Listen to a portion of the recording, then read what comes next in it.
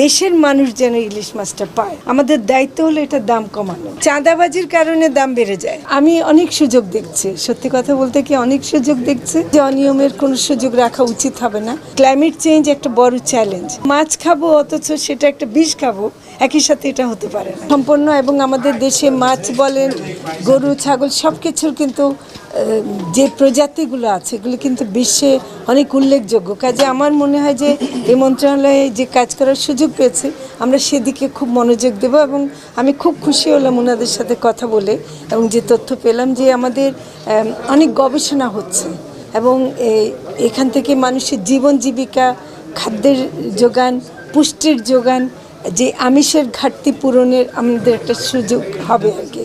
তো সেই জন্য অনিয়ম যদি থাকে সেটা আমি অবশ্যই জানবো পরে, কিন্তু আমার মনে হয় যে অনিয়মের কোনো সুযোগ রাখা উচিত হবে না। আমরা সেটা অবশ্যই এটা দেখব। কিন্তু প্রথম কাজ হলো যে একদম গ্রাম পর্যায়ে বা মাঠ পর্যায়ে যে অফিসগুলো আছে সেখানে আমি ভিজিট করব, যাব এবং সেখানে যে সমস্যাগুলো আছে সেগুলো চিহ্নিত করব। এবং জাতীয় পর্যায়ে আমার মনে হয় যে আমি আহ্বান জানাবো যে অন্যান্য মন্ত্রণালয়ও যেন আমরা সহযোগিতামূলক একটা ভূমিকা রেখে আমরা কাজ করতে পারি। কারণ ক্লাইমেট চেঞ্জ একটা বড় চ্যালেঞ্জ এবং সেটার কারণে কিন্তু মৎস্য সম্পদ এবং প্রাণী সম্পদে ক্ষতিগ্রস্ত হয়। তো কাজে ক্লাইমেট চেঞ্জটাও শুধু পরিবেশ মন্ত্রণালয়ের কাজ না, এটাও এই মন্ত্রণালয়ের কাজ। তো আমি অনেক সুযোগ দেখছি, সত্যি কথা বলতে কি অনেক সুযোগ দেখছি।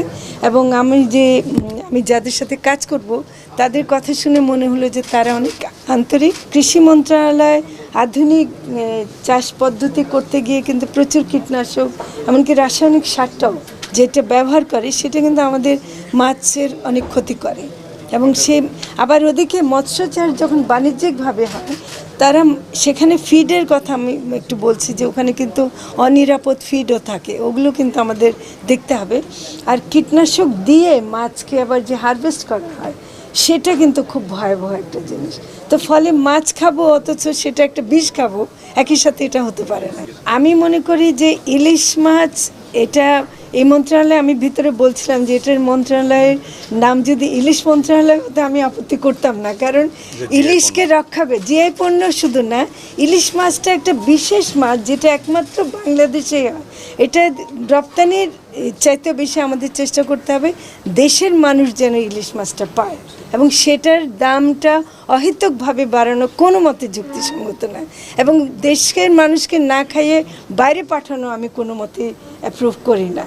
তো ফলে যদি সেটা রক্ষা করতে পারি, আমরা সবাই মিলে ইলিশ খেতে পারি, সেটা আমরা চেষ্টা করি। আমরা শুধু পোলট্রি ফার্ম করে ডিমের সরবরাহ বাড়ানো দিয়ে আমাদের সমাধান না, কারণ পোলট্রি ফার্ম একরকম দেয় যেটার মধ্যে অনেক সমস্যাও আছে। কিন্তু যদি আমি গ্রামীণ নারীদের মাধ্যমে আমি এই হাঁস মুরগি পালন বাড়াতে পারি তাহলে সরবরাহ বাড়লে কিন্তু এটার দাম কমবে। এবং প্রথম কথা হলো সরবরাহ বাড়ানো, নিরাপদ করা এবং এটাকে মানুষের কাছে সহজলভ্য করা। এবং আমি মনে করি যে দামগুলো বাড়ানো হয়েছিল, মাঝখানে ডিমের দাম বেড়ে গেছিলো। দেখেন ডিমটা এমন একটা জিনিস, আজকে গার্মেন্টস শ্রমিকরা যদি জিজ্ঞেস করেন প্রথম পুষ্টির একটা ধাপ হচ্ছে ডিমটাই খায়। হ্যাঁ, একটা বাচ্চাকে আপনি পুষ্টি দিতে চাইলে ডিম দুধ দিতেই হবে। তো এগুলো না করলে আমাদের ভবিষ্যৎ প্রজন্মকে আমরা কী করে সুস্থ রাখবো? প্রথম কাজ হলো আমাদের দায়িত্ব হলো এটা দাম কমানো। এবং এখানে অনেক সিন্ডিকেট আছে অনেক লেভেলে, যেমন আমি একটা জায়গায় শুনছি যে শুধু চাঁদাবাজির কারণে দাম বেড়ে যায়। মানে হয়তো সরবরাহ যেখানে উৎপাদন হচ্ছে বাজার পর্যন্ত আসতে গিয়ে যে প্রসেসটা তার মধ্যে অনেক জায়গায় কিন্তু অনেক পয়সা দিতে হয় যেটা পণ্যের দাম বাড়িয়ে দেয়।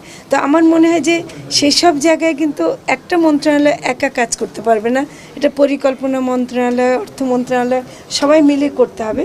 এবং এইসব বিশেষ খাদ্যের দাম বাড়তে দেওয়া যাবে না, এটা কিন্তু আমার মনে হয় যে আমাদেরকে আমি আরও আলোচনা করব যে কোথায় কোথায় সমস্যাটা আছে এবং সেখানে গিয়ে আমরা অবশ্যই দাম কমাবো।